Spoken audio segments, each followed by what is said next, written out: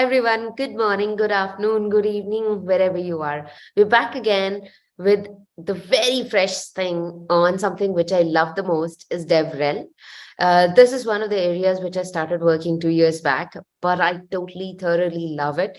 And there's one person who has been very amazing with me. We used to chit chat almost every day, talking about what DevRel is, what things are. So let me introduce my friend Dev Steve. I will let him talk more about him. And you can see the smile on my face the moment I start talking with him. Over to you, Steve.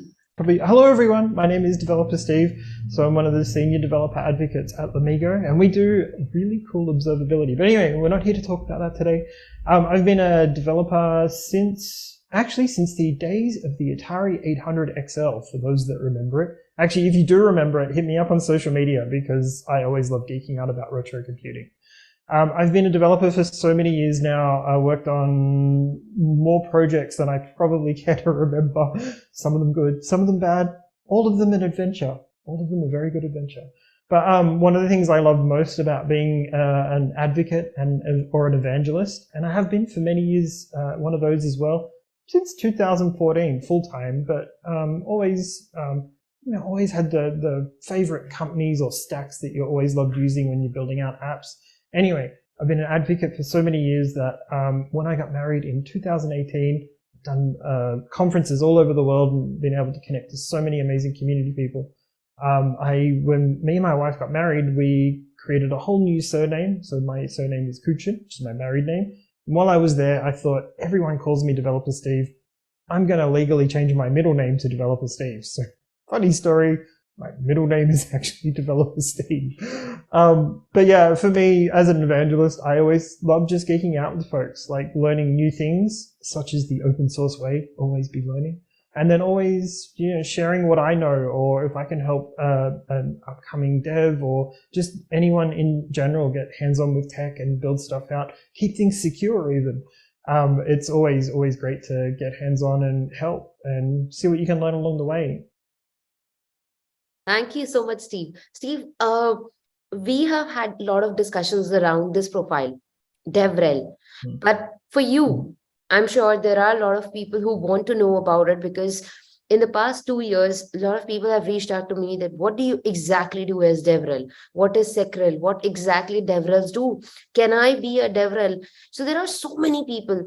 So what DevRel is to you? Because you've been doing it for like very, very long time and your name It's in my name. No, well, developer's in my name. Developer is my middle name. I've always get asked this question a lot as well. And I don't think I actually have a really good answer for this because inside the traditional organizational company structure, like as a DevRel, you're kind of everything except sales. Let me just say you're kind of everything, asterisk, ... except sales. Because you're not that. But again, it's more about sort of that geeking out and connecting. And the way I do that is through all my fancy video tricks and stuff like that I'm doing. Because you got to be entertaining. You got to keep it fun. That's always really important for me. Although it's important to note, something I realized over the years is that's just my style. That's just how I do things. Which kind of brings me to the main point with all this, sort of what I've been talking about, which is more just making the content yours, making it authentic, and adding in any amount of charisma that you're comfortable with, because it's the unique nature of the personal touch and the personal authentic approach that kind of makes things fun and exciting. I don't know if that sounds too soppy, but anyway, that's the way I've always seen it is, I can take a technical concept and make it fun, make it interesting, do it in VR, like present at a cornfield, for example. Actually, I think this is a field of lucid, but anyway, it's always just important to, keep things fun where you can, help, make it entertaining, and it kind of always makes or helps people learn new things and just have fun along the way, have fun doing it. But I think ultimately, what DevRel is you're the wearer of many hats. Something, when I first started, my first evangelist job was, even using the term job, I always use it loosely when I talk about evangelism and advocacy, because Like, this is just what I do. This isn't a job. As soon as I saw it as being a job, I think it'd get boring and I probably wouldn't do it anymore. But something someone said to me many years ago when I first sort of set out to going from developer to developer advocate was, inside a company, you're a funded startup. And so if you need to learn something or get something done, then you do it. Like, if I need to learn something new, and kind of that's the approach I've always taken over the years. And through that, like, I'm media trained. I can use After Effects. I use photo. I literally was making a meme earlier, but I'm not going to give any spoilers away on what that tech meme is, because I always love building those out too. But you're generally learning new things and adapting old techniques just to keep things fun and exciting. That's always so important to me. Yeah, I agree with you. I think if we are enjoying what we are doing, we tend to do it in a better way. Now, when I talk about driving technical adoption for a product or a platform, I've heard from a lot of people that developer relations is something which bridges the gap. So how does that happen? How does DevRel help drive technical adoption of a product or a platform? And what skills are required for a successful DevRel professional? So the way I do it, and again, this sort of comes back to the authentic, personalized approach. One thing I've always sort of found that worked well with me is, again, just sort of producing that charismatic content. So for this, I'm also going to switch to my Jedi Temple scene, so small scene change, because again, like, the one thing inside an organization that a DevRel the one thing that DevRel isn't is sales. So you can't, and as a developer, like, I don't like to be sold or marketed to, but I do like fun content. And so if someone's doing something fun or interesting with something that I want to learn, or I have always wanted to find something more about, then chances are I'm probably going to show an interest and watch it and sort of get more engaged. And this is where DevRel comes in, because we can take, I don't want to say mundane concepts, but sort of very general purpose technical concepts, particularly around a brand or product, and make it fun and exciting, and, you know, present from inside a Jedi Temple or inside of VR. This one time I actually ran a meetup inside VR. It was great because I could fly around and my avatar could be like literally anything I wanted. And last year, I did my first ever presentation. I did my 100th presentation in 2016 and kind of stopped counting. But last year I did a conference in an orange dinosaur onesie, just because I'd never done that before. Actually, I still have the scene loaded for that. Hang on. This was the scene I used. I'm not going to put the onesie on because it's currently summer in Australia. There we go. See, this is if you don't use security products properly, this is what gets in. You don't want that. I should put sound effects in this. Yeah, I haven't added sound effects yet. Anyway, I hope that answers the question, but I think for me, fundamentally, and it always comes back to just being charismatic and having fun yourself while you're helping others learn about, it could be a product, it could be an open source thing, maybe both. Both always works really well, because as adopters of open source, as products of open source, we always should contribute back where we can. If you can mix in a product thing that also helps people get involved in open source and contribute, then that's a double win in my book. Totally amazing, Steve. And how can DevRel or how does DevRel different from a technical support, technical writing, and DevRel marketing? Because you said it's everything but not sales. So how it is different from marketing and other roles, maybe technical writers or something? That's a really good question. I mean, we actually do both those things. We're forever producing, written content, etc. And then alongside that, we're also marketing to some extent, although in usually a different approach to what I would classify as traditional marketing. And I'm by no means like marketing trained at all. I know enough marketing things to know how to interact with the marketing people to be able to get stickers for conferences. Like, that's kind of the extent of my engagement usually. I think it's important to distinguish because as you go out and sort of interact with all the different communities more, one of the things I found is you start to gain a bit of a following potentially, and also you can't be, while you can be the face of the company, you can't be everywhere all at once. And this is where having the support behind you with a company is critical to what you do.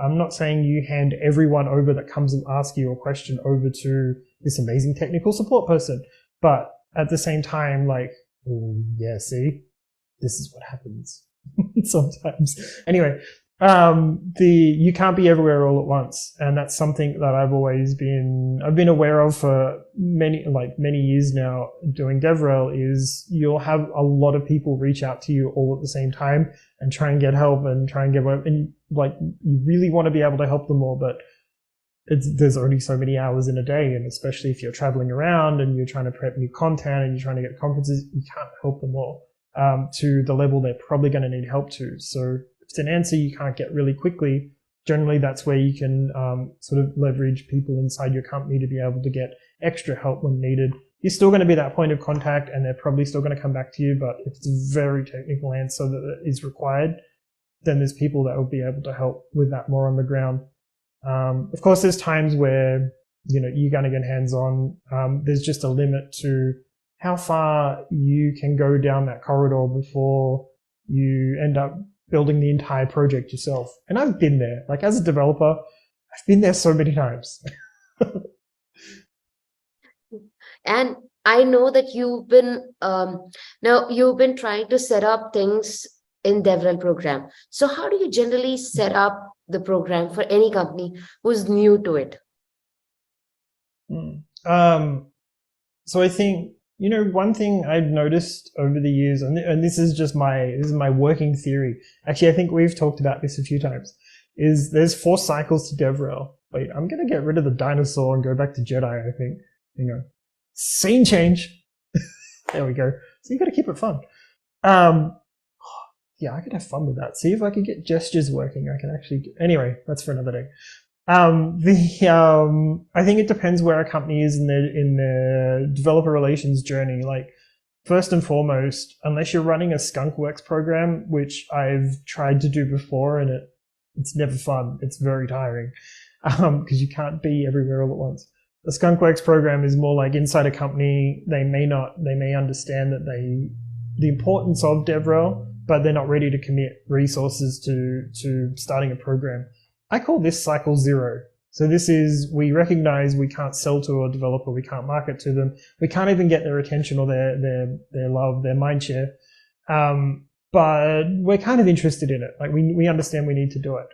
And that's where usually you'll see people inside a company try and run their own program, or try and spin up, a few hours a week to try and run their own program. And those are great. I've seen a lot of very successful programs come out of that. It's just very tiring. And I think it's something a company should decide they want to do and want to invest the resources in, even just for a cycle 1 program. And sort of this goes through 4 different cycles that I've always seen. Cycle 1 is company recognizes the importance, hires a few headcount. Maybe they've got a marketing person they work with to get amazing stickers, some t-shirts maybe. And then that eventually, hopefully, will lead to a cycle 2 program, which is companies very excited that it works. They're putting more resources in. Go into cycle 3, which is it's working amazingly. The DevRel program is helping bring in new people. Like, we're getting contribs to our open source, like whatever is important to the company. Cycle 4, unfortunately, is ROI ?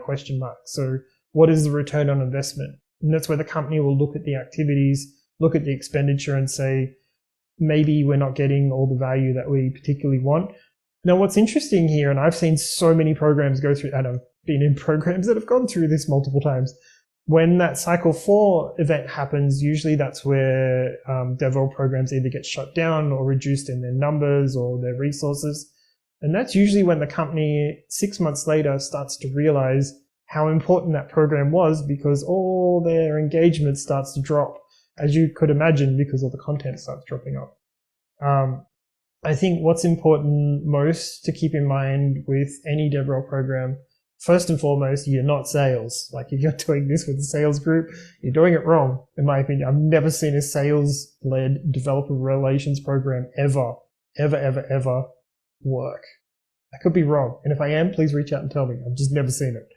It might work. I don't know. The most important thing for me, though, coming from an open source background, if you will, is just making sure we're helping support the communities that are contributing to a company product or to a company project, or vice versa. So a company might be, contributing to those programs, but as an open source enthusiast, it's always important to make sure you're getting contributions back and helping the community grow where possible. If people really, really love using your product, it's going to sell itself. You don't need to do it. You just need to be there as the face and the engagement part of the engagement for your company within those different community groups. For me, that's the most important part. And Steve, while you are growing community, I think the interaction, as you mentioned, is equally important, because DevRels are the bridge between the development teams and the company. Is there anything that a developer, a person who is getting into it, keep in mind, or anything that you would like to share with the people wherein they should keep in mind when they're opting for this role, especially any challenges? The challenge is going to be trying to be everywhere all at once, because you're going to be submitting to conferences. Probably actually sort of related to that too, one of the most common things I have seen issues with evangelists is always burnout. And the two are related, because you can't be everywhere all at once. You're going to try. First time evangelist, always try this. I was the same, been burnt out many, many times since. One of the first things when I got into an evangelist role, I was told, was you don't burn out. You gotta pace yourself. You cannot do 100-hour weeks. Yeah, I never listened to that. So you do get burnt out very quickly if you let it, because you're traveling to conferences, you're submitting call for papers, you're writing blogs, you've got people reaching out, you're running social media, and then you're doing all your admin stuff for your company, submitting expenses and all that sort of internal stuff. And then also on top of that, you're doing life things. You got to balance that. Otherwise, one thing's going to get out of control.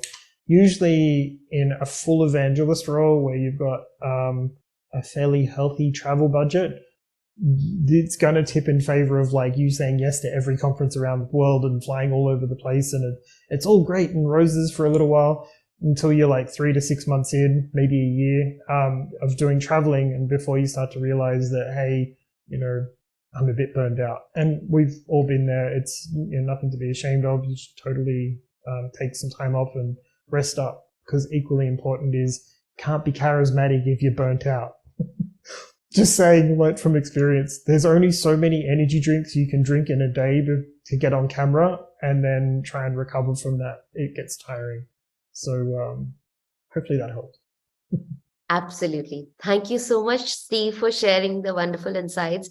And we are looking forward to working with you in future and getting a lot of insights from you. Amazing. Thank you. Always great to chat. Thank you, Steve. Thank you so much. And thank you, everyone, for joining us today. Wait, we want